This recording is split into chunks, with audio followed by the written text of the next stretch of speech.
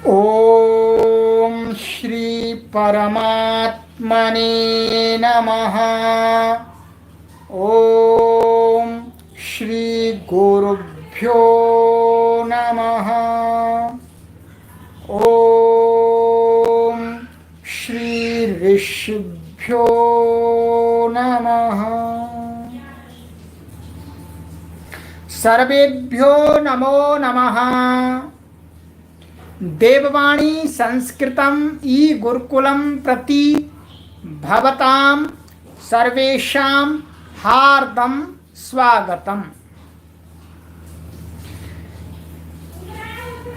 मित्रों, संस्कृत भाषा शिक्षण की 21वीं कक्षा में आज हम प्रवेश कर रहे हैं। सबसे पहले कृपया मुझे कमेंट के माध्यम से सूचित करने की कृपा करें कि मेरी आवाज़ ठीक से आप सुन पा रहे हैं।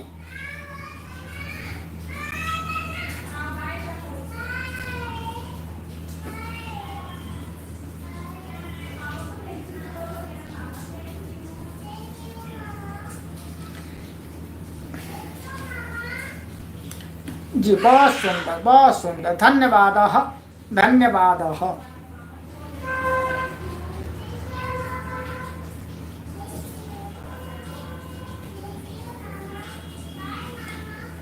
तो मित्रों, शीघ्रता से सभी लोग उपस्थित हो जाएं। हम प्रतीक्षा करते हैं 1 मिनट की।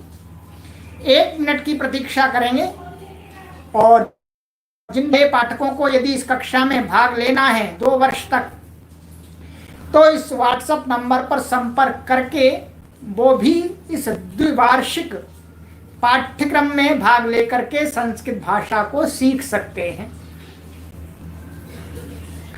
सभी लोग संस्कृत माता को लाइक भी कर दीजिएगा। चलिए, बहुत सुंदर, बहुत सुंदर। ये याद कीजिएगा कि हम कहाँ पढ़ रहे थे, ये आपको पूछेंगे अभी, तब ज्ञात होगा आप लोग पढ़ रहे हैं अथवा नहीं पढ़ रहे हैं। गत कक्षा मैंने कहाँ तक पढ़ाई थी, जल्दी से कमेंट करके बताएं। ये पुस्तक है प्रथम भाग संस्कृत शिक्षा। इसका कौन सा अभ्यास पढ़ाया जा रहा था और कितना पढ़ा दिया था, जल्दी कमेंट करके बताएं। इससे हमको भी तो ज्ञात होना चाहिए कि आप सभी लोग ध्यानपूर्वक पढ़ रहे हैं। 7वां अभ्यास लंग लकार तक। बिल्कुल सही, बिल्कुल सही। अतीव शोभनम। सत्यम उक्तम लंग लकार पर्यंतम पाठितम। कुत्र पर्यंतम? लंग लकार पर्यंतम। समीचीनम्। अतीव शोभनम।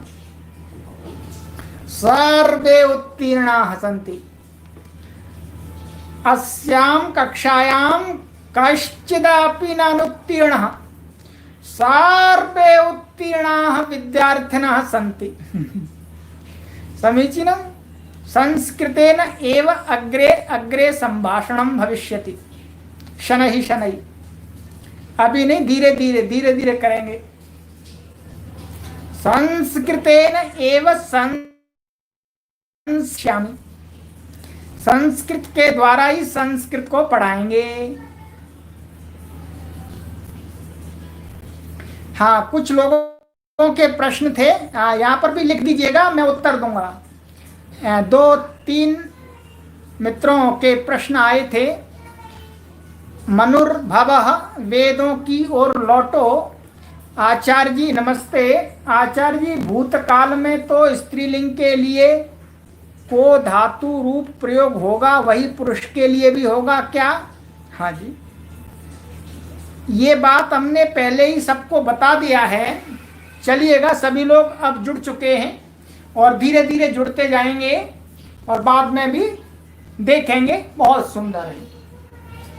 आइएगा, अब हम आपकी शंका का समाधान कर देते हैं। वैसे हमने कई बार इस बात को बोला है, कई बार इस बात को बताया है, फिर भी कभी हो सकता है आपके ध्यान में वो बात नहीं आई हो। क्रिया का, धातु रूपों का लिंग से कोई लेना देना नहीं होता है। धातु रूपों का लिंग नहीं होता है। इस बात को ध्यान से यहां मैं लिख देता हूं, बुद्धि में स्थापित कर लीजिएगा, ठीक है। धातु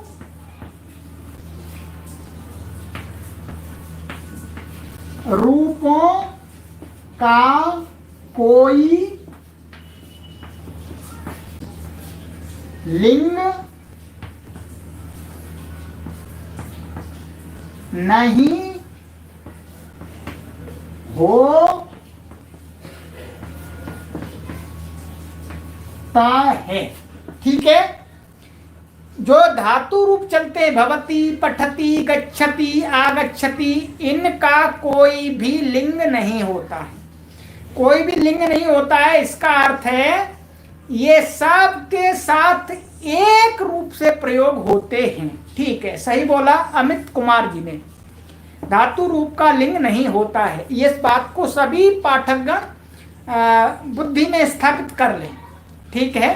हाँ बलराम जी, ओ कि धातु रूपों का कोई लिंग नहीं होता है, इसलिए चाहे स्त्री कर्ता स्त्रीलिंग हो, चाहे पुल्लिंग हो, चाहे नपुंसक लिंग हो, धातु रूपों पर कोई फर्क नहीं पड़ता, कोई प्रभाव नहीं पड़ता। धातु रूपों पर प्रभाव पड़ता है,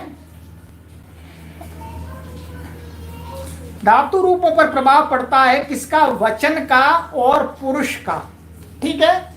वचन का और पुरुष का, ये हमने कई बार समझा दिया है, बार बार समझाने की आवश्यकता नहीं है। मम नाम वीणा अस्ति, वैसे सही है पर थोड़ा सा गलत लिख दिया आपने भगनी।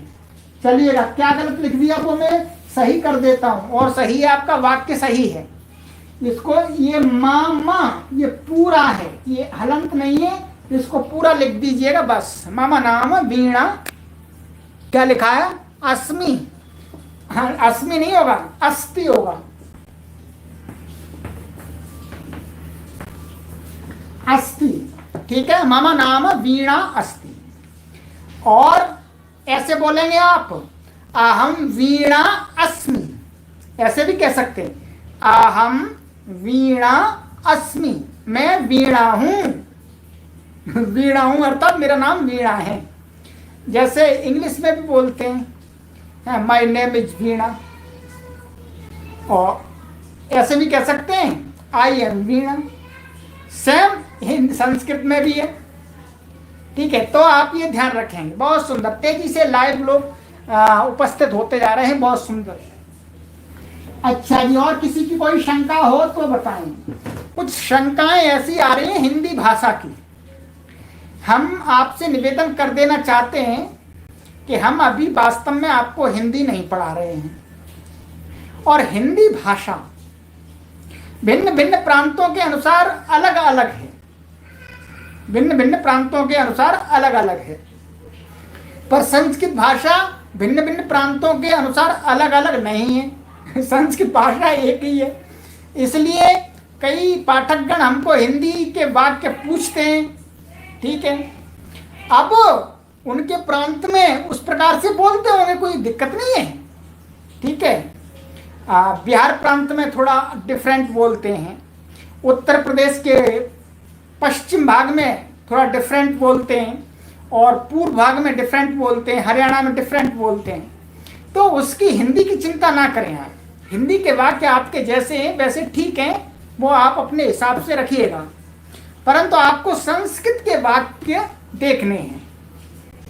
संस्कृत वाक्य आगे से आपको और ऐसा विचार करना है कि मन में आपको संस्कृत के वाक्यों ही आने चाहिए, हिंदी से संस्कृत ट्रांसलेट ना करने का अवसर प्राप्त हो, इंग्लिश से संस्कृत ट्रांसलेट ना करना पड़े, सीधा संस्कृत टू संस्कृत, ठीक है।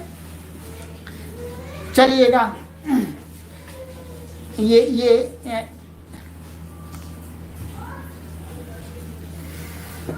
संस्कृत, संस्कृत, ठीक है। कुछ लोग बोलते हैं संस्कृत, कुछ बोलते हैं संस्कृत, ऐसे भी बोलते हैं, ठीक है। मुख्य रूप से इसमें दो प्रकार का उच्चारण प्राप्त होता है, एक दक्षिण भारत के लोग थोड़ा सा डिफरेंट करते हैं, उत्तर भारत के लोग थोड़ा डिफरेंट करते हैं, परंतु कुल मिलाकर के हम यही कहना चाहेंगे, ना ठीक उच्चारण उत्तर भारत के लोग कर पाते हैं और ना ठीक उच्चारण दक्षिण भारत के लोग कर पाते हैं। ठीक है, उनको उच्चारण करना होगा तो ऋतु रक्षा मूर्धन्या री का जो स्थान बताया महर्षि पाणिनि ने, वहां से करना होगा। ठीक है, ना उसमें ई है ना उसमें ऊ है, ना वो संस्कृत है ना वो संस्कृत है, वो है संस्कृत। ठीक है, संस्कृत। मूर्धा में जीवा को मोड़ के लगाना है। चलिएगा, ये अलग विषय हुआ। चलिए, हाँ, उसका उसकी का संस्कृत क्या होगा, ये अभी आपका वाक्य नहीं है। हमने बोला पाठ से संबंधित सामग्री को पूछे। लेने को संस्कृत में क्या कहते हैं? लेटने को आपको बता तो दिया, लेटने को कहते हैं जी। चलिएगा, अब हम कक्षा का आरंभ करते हैं।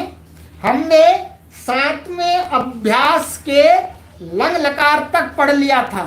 ठीक है, हम आपसे फिर निवेदन करते हैं सभी पाठकों से, सभी पाठक एकदम अच्छे प्रकार से पढ़ रहे हैं, जो पढ़ाया जा रहा है उसी बात को पूछें, और इससे अधिक पूछना है तो आपके लिए अलग से कक्षा चलाई जा रही है, उसमें सम्मिलित होइएगा, वहां सारी बातों का उत्तर दिया जाएगा। ठीक है, यहाँ पर उन पाठकों को दिक्कत हो जाएगी, वो अधिक संख्या में जिनका अभी स्तर कम है, हम उनको समझाने लगेंगे आपकी शंका को तो वो कंफ्यूज हो जाएंगे। हम बात को बिल्कुल भी नहीं बताएंगे, आपके प्रश्नों को निग्लेक्ट करेंगे। ठीक है, चलिएगा आगे। अब देखिएगा, इसमें हमने लंग लकार के रूपों को पढ़ लिया था 7वें अभ्यास में। ठीक है, अभी आएगा जो चीज आएगी उसको बताएंगे, 100% बताएंगे, कोई परेशानी नहीं है। 7वें अभ्यास में अभी नहीं आया, अभी पढ़ाएंगे तो बताएंगे आपको। तो अब इसमें लंग लकार के रूपों को आपने बनाना सीख लिया, लट के रूप बनाना सीख लिया, और आपने लोट के रूप बनाना सीख लिया, और लंग के रूप बनाना सीख लिया। ठीक है, अब कोई परेशानी नहीं होनी चाहिए। ये नियम बता दिया था आपको कि लंग लकार में पहले अ लगता है और पीछे संक्षिप्त प्रत्यय भी मैंने लगा या लिख करके आपको अच्छी प्रकार से समझा दिए थे। ठीक है, अब हम आपसे ये भी निवेदन करना चाहते हैं कि मेरे परिश्रम से आप विद्वान बन जाएंगे, ऐसा नहीं है कि आप सोचे गुरुजी सारा परिश्रम गुरुजी कर दें जी, हम कुछ नहीं करें। कुछ पाठक तो ऐसे प्रश्न पूछते हैं कि जो चीज मैंने कई बार पढ़ा दी है वो वीडियो देखते नहीं है, कक्षा देखते नहीं है, सीधा प्रश्न पूछने लगते हैं। ऐसे बात नहीं बनेगी जी, आपको भी मेहनत करनी पड़ेगी जी। हम भी मेहनत कर रहे हैं, आप भी मेहनत कीजिएगा, तभी बात बनेगी, तभी आप विद्वान और विदुषी बनेंगे। और मेहनत कैसे करनी है, ऐसा नहीं कि जी एक वीडियो को 3 4 बार देख लिया जी और 2-3 वीडियो 2-3 कक्षाओं को देखा नहीं। प्रत्येक कक्षा को आपको क्रम से देखना होगा, तभी चीज समझ में आएगी। एक का तार दूसरे से टच है, यदि आप एक को छलांग लगाते हैं तो कनेक्शन डिस्कनेक्ट हो जाएगा, आपको चीजें समझ में नहीं आएंगी। ये हम आपसे निवेदन कर देते हैं। तो अब आइएगा, नियम पढ़ते हैं। इसका बताएंगे, हम बताएंगे आपको, जब आवश्यकता हो तो बता देंगे, इनके अनुसार भी चलना है। ठीक है, तो अब देखिएगा, नियम पढ़ते हैं। अब नियम, ठीक है, नियम आपका है नंबर 12 द्वितीय का नियम है। ठीक है, कहते हैं गमन मीन्स चलना जाना, चलना जाना एक ही बात है, अर्थात मूवमेंट होना। तो चलना जाना अर्थ वाली जो धातुएं हैं, जो वर्ब्स हैं, ठीक है, उनके साथ, यानी उन धातुओं के साथ जब उनका प्रयोग करते हैं तो उनके कर्म में द्वितीय हो जाती है, कहना चाह रहे हैं उनके साथ में द्वितीय विभक्ति होती है। जैसे ग्रामम गच्छति, गृहम गच्छति, यही है ग्रामम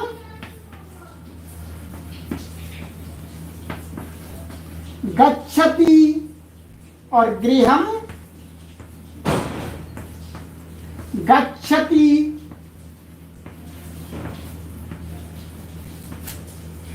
ठीक है। तो ये क्या है, गमनार्थक धातुएं हैं, गमनार्थक और जाने की अर्थ वाली धातुएं हैं। तो इनके कर्म में यहाँ जो कर्ता है वो साइलेंट है, ठीक है। कर्ता क्या है, साइलेंट है, कर्ता साइलेंट है। हम हिंदी में भी बोलते हैं जाता है, घर को जाता है, तो घर को जाता है का अर्थ वह जाता है। कर्ता हम बिना बोले हुए ही बतला देते हैं सामने वाले को कि यह करता है। तो यहाँ कर्ता साइलेंट है, इसका मतलब होगा कोई थर्ड पर्सन का कर्ता है, क्योंकि क्रिया बता रही है, क्रिया से मालूम पड़ जाएगा कौन सा कर्ता है, कितने वचन का है, कौन सा पर्सन है। क्रिया क्या है, प्रथम पुरुष एक वचन की है, तो कर्ता भी प्रथम पुरुष एक वचन का कोई होना चाहिए, ठीक है। तो अब देखिए, ग्रामम गच्छति, गांव को जाता है, तो ये गमनार्थक धातु है, इसलिए इसके कर्म में कौन सी व्यक्ति हो गई, द्वितीय। और गृहम गच्छति, घर को जाता है, वैसे ये आपको पूर्व बता दिया है, इन्होंने सामान्य रूप से बता दिया है, इसमें कोई परेशानी आपको नहीं है। अब नियम 13,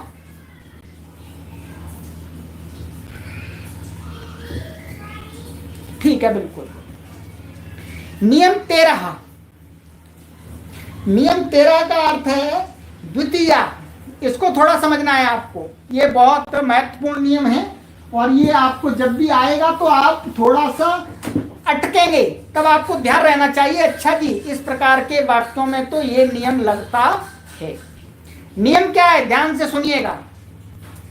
कहते हैं समय, समय मीन्स टाइम, और मार्ग, मार्ग मीन्स रास्ता, जो मार्ग होता है जो लंबाई नापने जो मार्गवाची शब्द होते हैं, तो कहते हैं दूरी वाचक शब्दों, मतलब मार्ग की दूरी को नापने वाले जो शब्द होते हैं, जैसे हम इंग्लिश में किलोमीटर, ठीक है, मील बोलते हैं, ऐसे ही संस्कृत में क्रोश ऐसे बोलते हैं, क्रोश शब्द है लंबाई को, मार्ग की लंबाई को नापने के लिए। तो कहते हैं समय और मार्ग की दूरी को कहने वाले जो शब्द हैं, वाचक माने कहने वाले, उनमें द्वितीय होती है। बहुत हिंदी में आपको बहुत थोड़ा दिक्कत आएगी वाक्य बनाने, परंतु आपको ये नियम याद हो गया, फिर कोई परेशानी नहीं है। जैसे 10 दिनानि लिखति, आपको किसी ने बोला कि राम 10 दिन तक लिखता है। अब थोड़ा सा आपको वाक्य बनाने में कंफ्यूजन होगा कि 10 दिन तक लिखता है, तो इसमें 10 दिन में कौन सी विभक्ति लगाएं, कौन सी विभक्ति लगाएं जी? ने, को, के द्वारा से तो कुछ नहीं आ रहा है इसमें। तो वहां ये नियम याद रखना है कि वाक्य के अंदर समयवाची कोई शब्द आया है अथवा कोई मार्ग की दूरी को नापने वाला कोई शब्द प्रयोग हुआ है, तो उस शब्द में आपको कौन सी विभक्ति लगानी है, बोलिएगा जोर से, द्वितीया विभक्ति। कौन सी विभक्ति लगानी है, द्वितीया विभक्ति। जैसे इन्होंने कहा 10 दिन लिखता है, 10 दिनों तक लिखता है, तो इन्होंने वाक्य दिया आपका 10 दिनानि लिखति।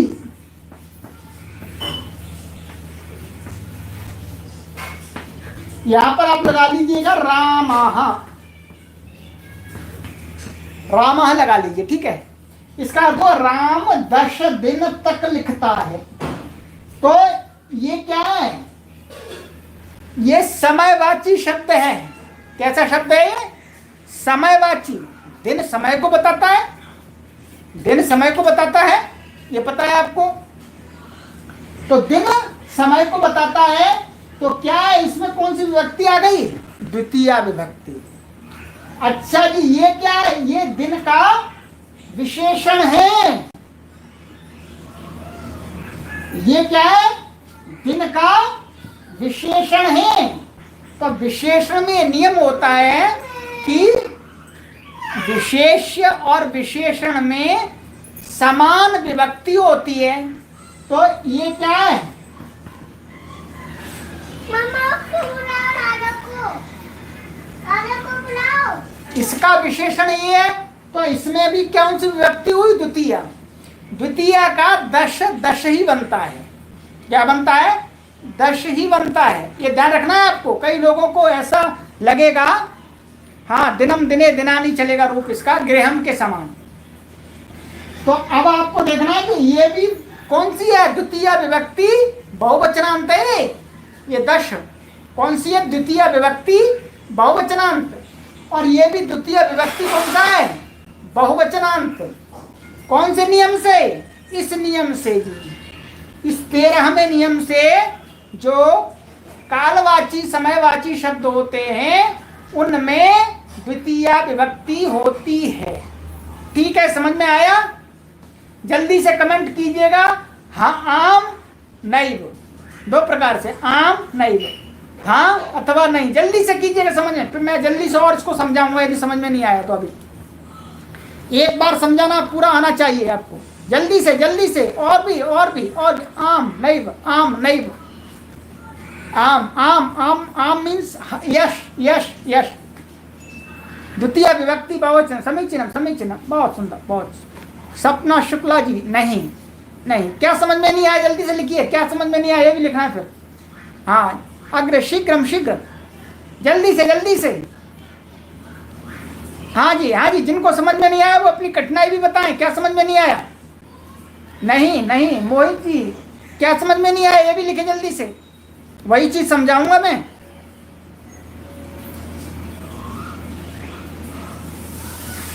चलिए जल्दी से लिखिए।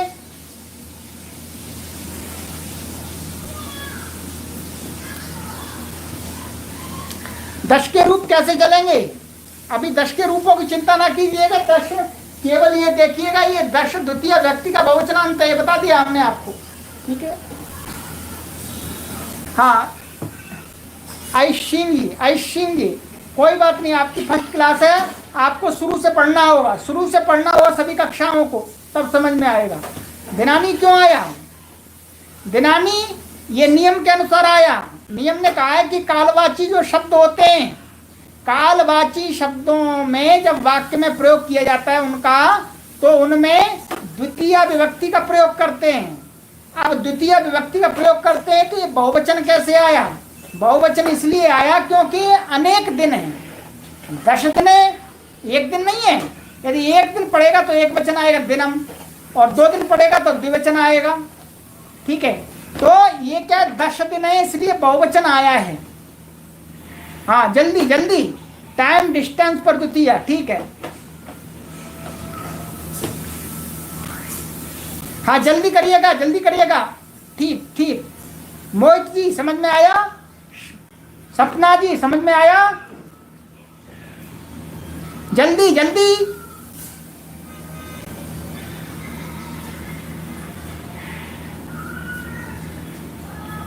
चलिए एक बार मैं फिर दोबारा समझा देता हूँ आपको, फिर दोबारा सभी को समझा देता हूँ जिससे सभी की समझ में आ जाए।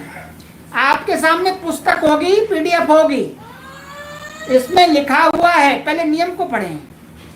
कर कार क्रिया से कोई लेने देना नहीं।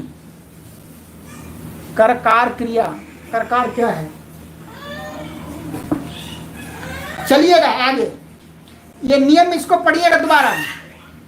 समय और मार्ग की दूरी वाचक शब्दों में द्वितीया होती है। ठीक है, ध्यान से सुनिएगा। क्या कह रहे हैं? समयवाची, समय को कहने वाले शब्द, समय को कहने वाला दिन हो सकता है, रात्रि हो सकती है, मध्याह्न हो सकता है, प्रातः हो सकती है। सभी शब्द क्या है? समय को कह रहे हैं, ये समयवाची हैं, ये टाइम को कह रहे हैं। तो ये कह रहे हैं कि समयवाची जो शब्द और मार्ग की लंबाई को बताने वाले जो भी शब्द संस्कृत में प्रयोग होते हैं, यदि ये 2 प्रकार के शब्दों का प्रयोग वाक्य के अंदर किया जाता है तो समयवाची शब्दों में और मार्ग की लंबाई को बताने वाले शब्दों में द्वितीय विभक्ति का प्रयोग होता है। बस अब यदि एक है तो एक वचन होगा, दो है तो द्विवचन, और दो से अधिक होंगे तो बहुवचन। ये 10 दिन है, 2 से अधिक है, इसलिए बहुवचन का प्रयोग हुआ है। 24 घंटे का भी कोई प्रहर होता है क्या? 24 घंटे का तो प्रहर नहीं होता है। चलिए बस ठीक है, यही है अमित कुमार जी। समयवाची व मार्गवाची शब्दों में द्वितीय होती है, ठीक है, ये आपको समझना है ध्यान से। चलिएगा अब एक दूसरा उदाहरण और देते हैं। लंबाई को मापने वाला, लंबाई को मापने वाला कौन सा लेते हैं? क्रोशम गच्छति। क्या है? ध्यान से थोड़ा सा प्रयास कीजिएगा, थोड़ा सा। क्रोशम गच्छति, ठीक है, तो माने वह क्रोश को जाता है, माने कोस भर जाता है, एक कोस। तो देखिए यहाँ पे एक कोस है इसलिए एक वचन आया है। और ये इस क्रोश का अर्थ होता है ये मार्ग की लंबाई को, 3 किलोमीटर का संस्कृत में जो 3 किलोमीटर की लंबाई होती है उसको कहने के लिए संस्कृत में जो एक शब्द है वह है क्रोशः। तो क्रोशः का राम के समान रूप चलता है, राम के समान रूप चलता है तो कैसे बनेगा? जैसे रामम द्वितीय में एक वचन में, वैसे ही क्रोशम। तो क्रोशम गच्छति माने एक कोस जाता है। समझ में आया? बहुत सरल है, कठिन नहीं है, बिल्कुल भी कठिन नहीं है। इस बात को नहीं मानेंगे हम, कठिन नहीं है, कठिन नहीं है, कठिन नहीं है। थोड़ा सा बुद्धि को थोड़ा सा लगाइएगा, थोड़ा सा, फिर बुद्धि आपकी थोड़ी सी धीरे धीरे जब आप अधिक प्रयोग करेंगे तो ये शार्प हो जाएगी, और शार्प हो जाएगी फिर झट से ये चीजों को पकड़ने लगेगी, झट से पकड़ने लगेगी। हाँ, इसको बोलते हैं, इसी को बोलते हैं करत करत अभ्यास के जड़ मत होत सुजान। अभ्यास कीजिएगा बस, अभ्यास अभ्यास अभ्यास। तो क्रोशम गच्छति ये द्वितीय विभक्ति हो गई इसमें, ये दूरीवाची शब्द है, और गच्छति ये सामान्य है, ठीक है। ये 2 नियम आपको बताए। इन 2 नियमों का इसी अभ्यास में जो गृह कार्य दिया जाएगा उसमें अभ्यास कराया जाएगा। आपको ध्यान रखना, ध्यान से द्वितीय विभक्ति लगानी है, ठीक है। अभी हाँ ठीक है, चलिए चलिए, काफी लोगों को समझ में आ गया है। थोड़ा सा आप पुस्तक है आपके पास में अब तो, और पुस्तक नहीं तो पीडीएफ तो है ही, आखिर पीडीएफ मैंने सबको दी हुई है। दश की जगह दशम क्यों नहीं आया? हाँ, ये बड़ी बात हो गई। हम केवल दशमः का अर्थ होता है केवल एक। दश क्या होता है अर्थ? दसमा, दसमा माने एक, 10वें संख्या वाला, ठीक है। जैसे आप बोलेंगे 10 और 10th, अंतर है 10 और 10th। वैसे 10 और दशम, दशम का अर्थ होता है 10वां, 10वें नंबर का एक, और दश का अर्थ होता है 10। जैसे 10 मीन्स 10 और 10th मीन्स 10वां, ठीक है, वही है। इसलिए यहां पर हम 10वें को नहीं कह रहे, यहां 10 दिन, 10 दिन। हाँ, ये भी बढ़िया, ये भी है। बसरे आवत जाते सिल पर पड़त निशान, ठीक है, बहुत बढ़िया। चलिएगा, अब अभ्यास का समय आ गया। अब आपको थोड़ा अभ्यास कराया जाएगा, फिर आपको गृह कार्य कराया जाएगा, ठीक है। चलिएगा, ये नियम हमने बतला दिया, और पीछे भी थोड़ी थोड़ी आवृत्ति करते रहिएगा पुस्तक को खोल करके जी, ठीक है। पुस्तक को खोल करके आवृत्ति करते रहिएगा, ठीक है। चलिए, अब ये कहते हैं इन वाक्यों को ध्यान से पढ़ो, यहां पर नियम घटाएंगे, ठीक है। चलिए, मैं लिखूंगा, लिख करके ये वाक्य बतलाऊंगा आपको। रमा पत्रम अलिखत, ध्यान से, अब आपको हिंदी लिखनी है इसकी, जल्दी से। रमा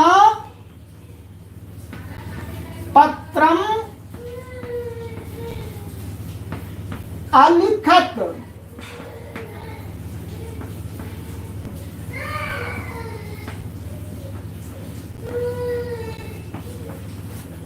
ठीक है, जल्दी से हिंदी लिखिएगा। रमापत्रम अलिखत, जल्दी से। हाँ बिल्कुल सही। रमा ने पत्र को, और ये लंग लकार है, लंग लकार का अर्थ क्या होता है? भूतकाल। तो भूतकाल में क्या अर्थ होगा? लिखा। रमा ने पत्र लिखा। अब आपको जो लंग लकार का ये इसमें पढ़ाया गया था उसका प्रयोग करा दिया। हाँ बहुत सुंदर, बहुत सुंदर, बहुत सुंदर। अब दूसरा वाक्य देखिएगा। बालिकाः पाठशालाम अगच्छन्। हिंदी बनाइएगा। बालिकाः पाठशालाम, जल्दी से, अगच्छन्।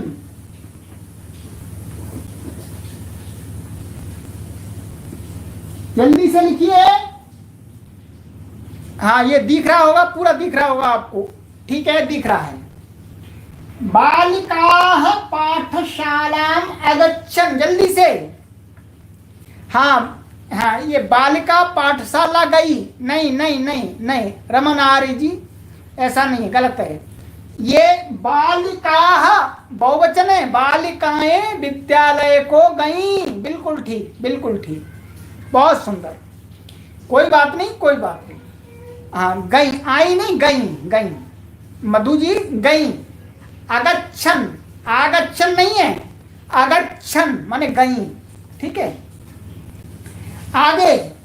अब आप इसमें नियम घट रहा है। ये लंग लकार का अर्थ आ गया।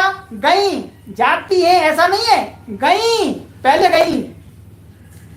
आगे नृपाः प्रजाः अरक्षत।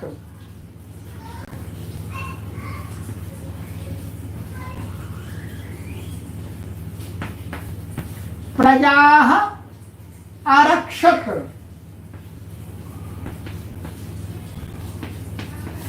जल्दी से। नृपाः प्रजाः अरक्षत। नहीं नहीं, ये तो गलत हो गया आपका। प्रजा, राज्य कहाँ है इसमें? प्रजाः की बात कर रहे हैं जी, प्रजाः की, प्रजाः की बात कर रहे हैं जी। राजा ने प्रजाओं की रक्षा की। अब हम आपको बतला देते हैं। ये प्रजाः, ये द्वितीय विभक्ति बहुवचनांत है। ठीक है, प्रजा तो बहुत सारी होती है। तो जनता जिसको कहते हैं जनता, तो प्रजा, प्रजाओं की रक्षा की माने अपने नगर के वासियों की रक्षा की। तो ये कौन सी विभक्ति है? ये द्वितीय विभक्ति बहुवचनम, बहुवचन है जी। ठीक है, कौन सा है? द्वितीय विभक्ति बहुवचनम। समीचीनम। चलिए, बहुत सुंदर। हाँ, प्रजाओं की रक्षा की, हिंदी में ऐसा ही बोलेंगे। पर आप इसको ऐसा भी कह सकते हैं, राजा ने प्रजा की रक्षा की, ऐसा भी हिंदी में बोल सकते हैं। बात वही है। हम इसको आगे आपको समझा देंगे, अभी कठिन पड़ जाएगा, समझ में नहीं आएगा। चलिएगा, अब आगे चलते हैं। हाँ बिल्कुल सही है, बिल्कुल सही है, सच में सही है। अब आगे है, अहम लताम अपश्यम।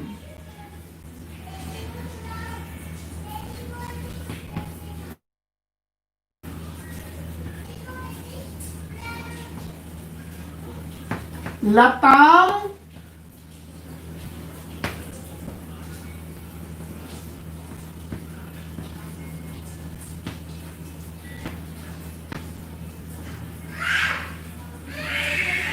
अहम लताम अपश्यम। ठीक है, जल्दी से लिखिएगा। और आपको यह भी ध्यान देना है, देखिएगा जहां जहां ये आगे आ रहा है, स्वर आ रहा है, तो इस म को मैंने अनुस्वार नहीं किया, म को नीचे लिखा गया है हलंत। आपको भी हलंत लिखना है यदि आगे कोई स्वर आ जाता है तो। ठीक है, मैंने बेल देखी, बिल्कुल सही है, ये ध्यान रखना। देखिएगा यहाँ पर भी मैंने ये म नीचे लिखा हुआ हलंत, आप पूरा भी नहीं लिखना, यदि आगे स्वर आ रहा है तो अनुस्वार नहीं होगा, म होगा हलंत। ये आपको वाक्यों में ध्यान से लिखना है, त्रुटि नहीं होनी चाहिए इसमें। मैंने आपको अभी इशारा कर दिया है, ठीक है जी। हाँ, बहुत सुंदर, बहुत सुंदर, बहुत सुंदर। मैंने लता को देखा। चलिएगा, अब इसको हटा देते हैं।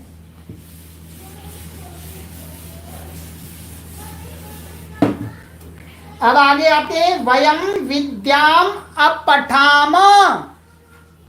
वयम विद्याम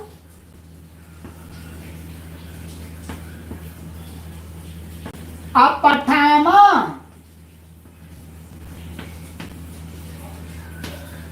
अब देखिएगा आप, वयम, वयम का अर्थ क्या होता है? हमने विद्या पढ़ी। अच्छा, पठामा, देखिएगा ये हलंत नहीं है, गलत हो जाता पूरा। अब पठाम पूरा है। हाँ अब देखिएगा, इसमें आपको नियम समझना है। देखो यहां पर ये अनुस्वार है, अनुस्वार लगा हुआ है, ठीक है, क्योंकि आगे व्यंजन आ रहा है, आगे व्यंजन आ रहा है। और यहां विद्यांग था, अनुस्वार था, तो क्या बन गया? मां, क्योंकि आगे स्वर आ गया। तो ये नियम आपको ध्यान रखना है, हर वाक्य में, हर वाक्य में ध्यान रखना है, ठीक है। हाँ, हम सब ने विद्या पढ़ी, ऐसा भी कह सकते हैं। हम सब विद्या पढ़े, ऐसा भी कह सकते हैं, एक ही बात है। तो हमने विद्या पढ़ी, ऐसा भी कह सकते हैं। बहुत सुंदर, बहुत सुंदर। चलिएगा, और भी जब नए पाठक हिम्मत से लगे रहिएगा। हम आपको कहते हैं कि हम बहुत बुद्धिमान आदमी नहीं है, हम बुद्धिमान आदमी नहीं है कि बहुत ज्यादा बुद्धिमान नहीं है, परंतु हम परिश्रम करते हैं। परिश्रम करने वाला व्यक्ति चीजों को प्राप्त कर लेता है।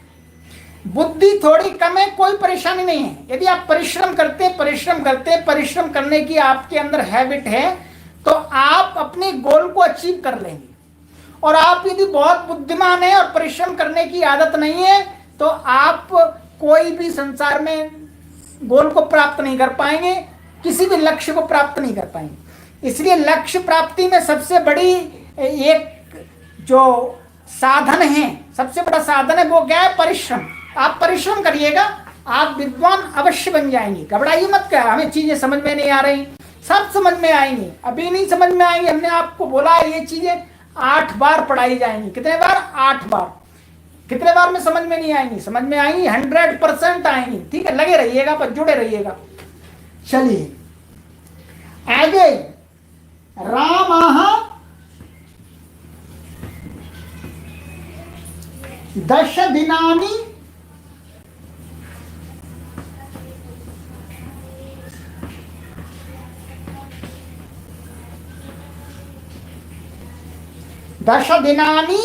पठति।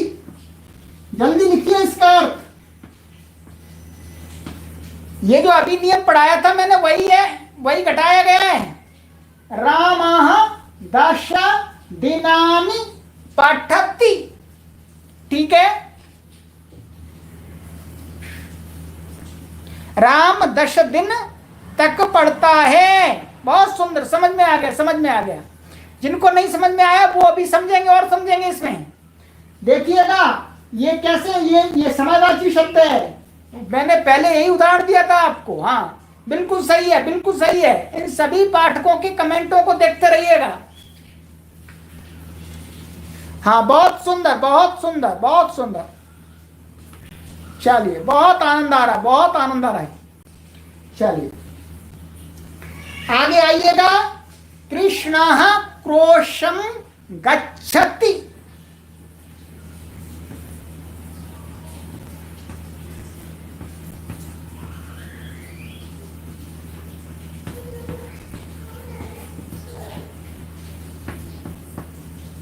जल्दी से लिखिए, कृष्णः क्रोशं गच्छति। जल्दी से लिखिए, कृष्ण कोश भर जाता है। समीचीनम, समीचीनम, अति विशोभन। कृष्ण 10 किलोमीटर कहां से हो गया?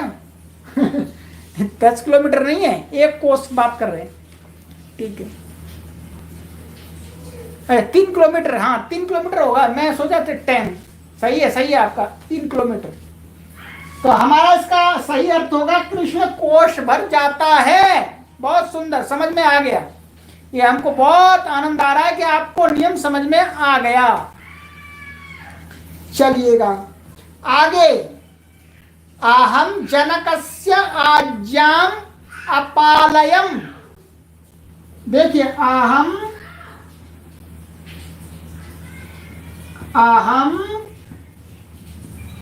अब ये थोड़ा सा अलग आ रहा है। अभी अहम जनकस्य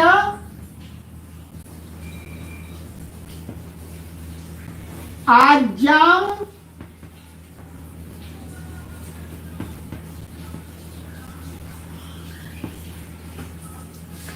अपालयम।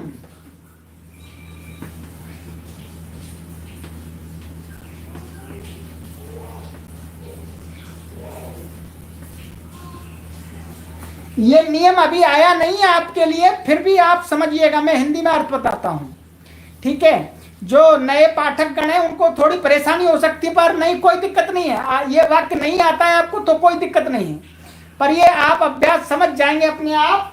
अहम जनकस्य माने मैंने, जनकस्य माने पिता की, ये षष्ठी है। षष्ठी का अर्थ क्या है? का, की, के। तो मैंने पिता की आज्ञाम, ये कर्म है, मैंने पिताजी की आज्ञा का अपालयम माने पालन किया। ठीक है, बहुत सुंदर, सबने सही लिखा है, सबने सही लिखा है। और भी लिखिए, जल्दी से लिखिए, जल्दी से लिखिए, जल्दी से, जल्दी से। हाँ, बहुत सुंदर, बहुत सुंदर। अच्छा जी, चलिए, बहुत बहुत। अब हमारे पास में एक वाक्य और बचा है।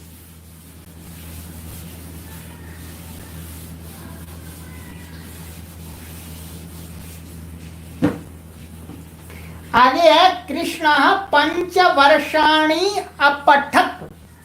क्या है? कृष्ण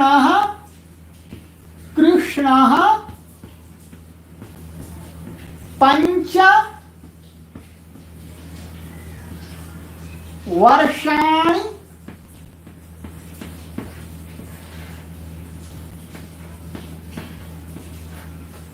क्या है? अपठत्।